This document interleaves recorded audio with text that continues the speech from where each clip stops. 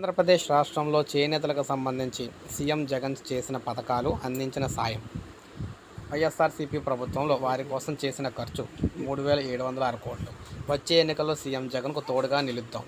పద్మశాలి ఆత్మీయ సమావేశంలో పలువురు నేతలు. చేనేతలను అన్ని విధాలా ఆదుకొని వారి అభ్యున్నతికి పాటుపడిన వ్యక్తి సీఎం జగన్మోహన్ రెడ్డినని పలువురు నేతలు కొనియాడారు. తాడేపల్లి వైఎస్ఆర్సీపీ కేంద్ర కార్యాలయంలో సమావేశం అయితే జరిగిందనమాట.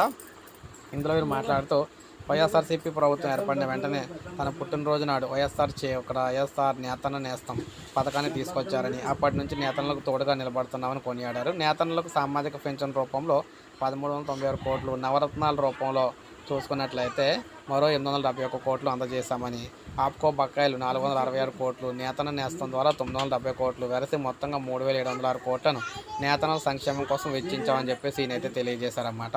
సో ఎన్నికలు అయిన తర్వాత అధికారంలోకి వచ్చింది మనమేనని, ఆ తర్వాత మళ్ళీ నేతన్న నేస్తం పథకానికి సంబంధించి 24,000 రూపాయలు మళ్ళీ వారి ఖాతాలకు అయితే జమ చేస్తామని చెప్పేసి ఈ సందర్భంగా తెలియజేశారని చెప్పేసి అంటున్నారన్నమాట వీళ్ళు.